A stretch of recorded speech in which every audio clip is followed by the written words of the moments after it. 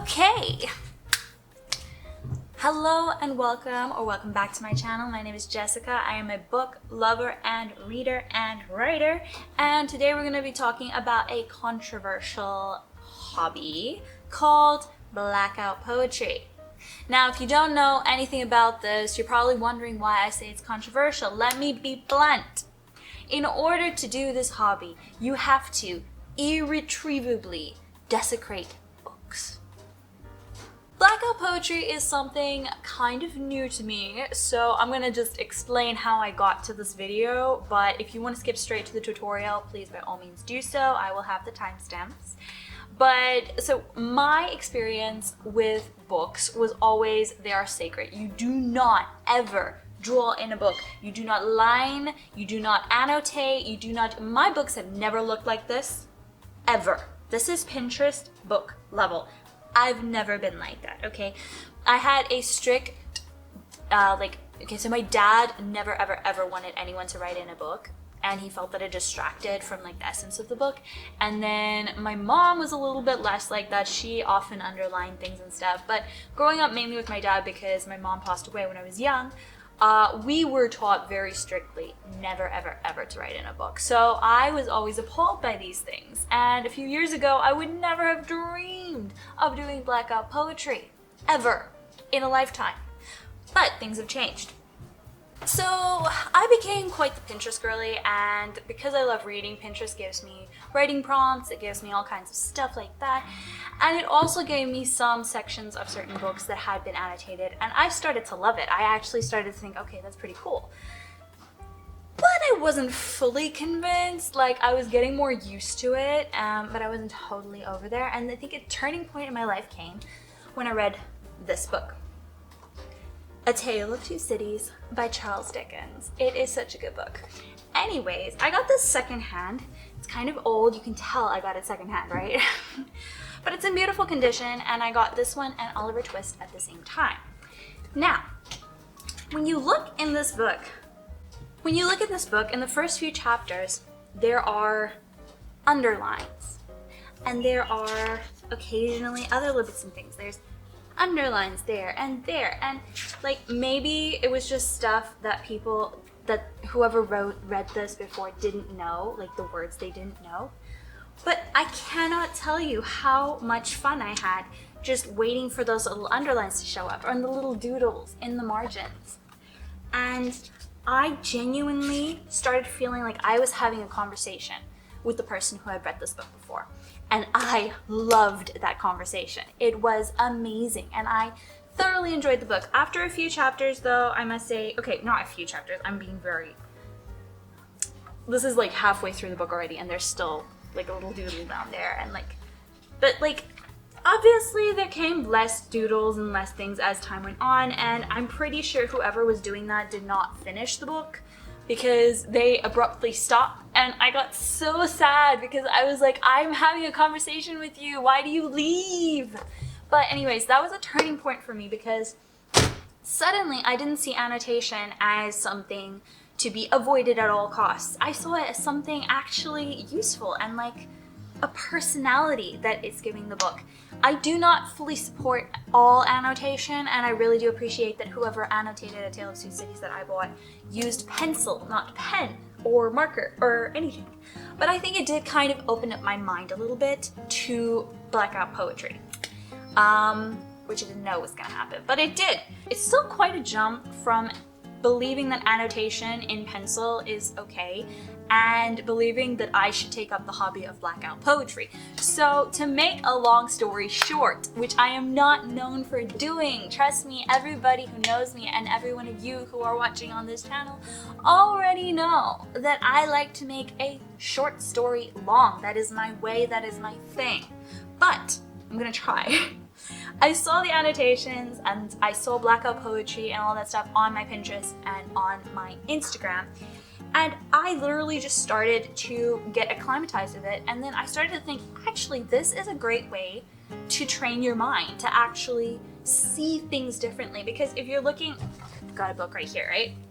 If you're looking at a page and trying to make a poem out of this page, there's no poetry here, and it's not the words you necessarily would use, or maybe you want to say certain things, but there aren't the right words here, so you have to get creative. You have to think, how can I make these words say what I want to say without choosing the words myself? Like you are choosing, but like you have a limited selection of words, and the order is something that you need to, you know, figure out. So like, it is actually a really good brain exercise, I felt like.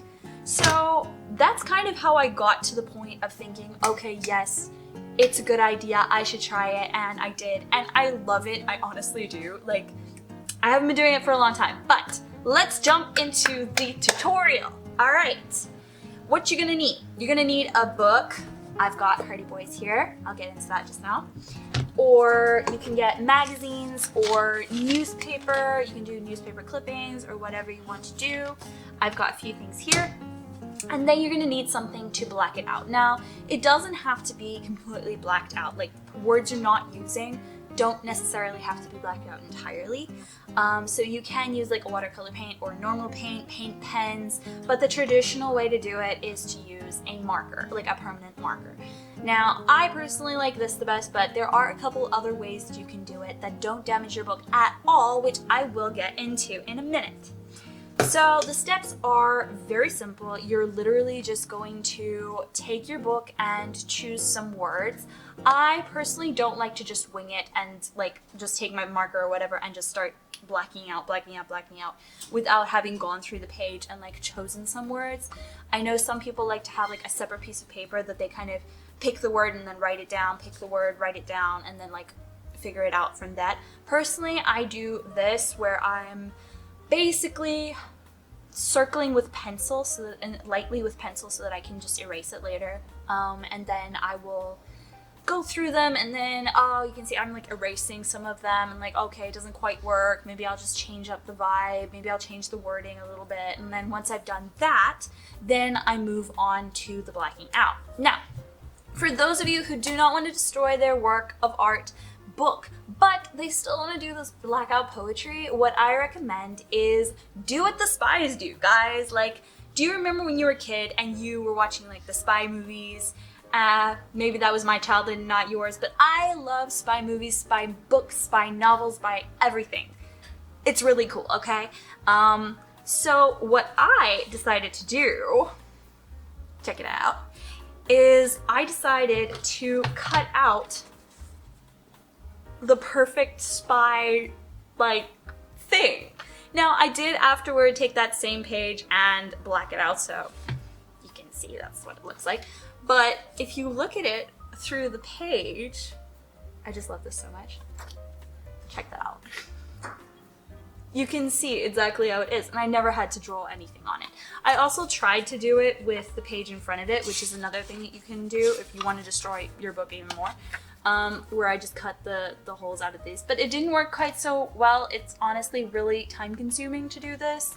The spies, they had motivation, I suppose, because this took me a while and I don't know how worth it is. I did enjoy just drawing the lines myself, but to each his own, right? Like if you want to do the spy version and like toss it around to your friends or whatever, like go for it. I think it's really fun. Like I said, you can also do it with your newspaper. It's the same process. You literally are going to circle things. You can cut out the piece that you want to work with, whatever. So if you don't want to damage books, or if books are too expensive, I live in South Africa, and this book, I'm gonna justify myself right now why I'm using an actual book for this process, and it is because this book jumps from page 70 to page 147. There's a chunk missing. Somebody had this book before me. I got this secondhand. I think it cost me like 10 Rand. I'll put up the dollar conversion here because I know a lot of you are watching from the US. But people, I'm telling you right now, it drove me insane. When I reached the end of that and I was like, oh my word, it jumps. So I'm obviously not, I read the whole thing, what I have of it, and I'm not gonna keep this. So I was thinking of throwing it away, and then I was thinking, well, actually, it's the perfect candidate for blackout poetry. And honestly, Franklin W. Dixon uses perfectly good words. Like, there's enough there for me to be making into poetry, if that makes any sense. All right, so now that you have your pages that you've selected, you have planned, and you have marked. Congratulations. You've just made Blackout poetry. You have made Blackout poetry, and if you did it with a marker, it should look something like that. So congratulations. I'm shaking your hand virtually. It doesn't work. Hear me, virtual high five.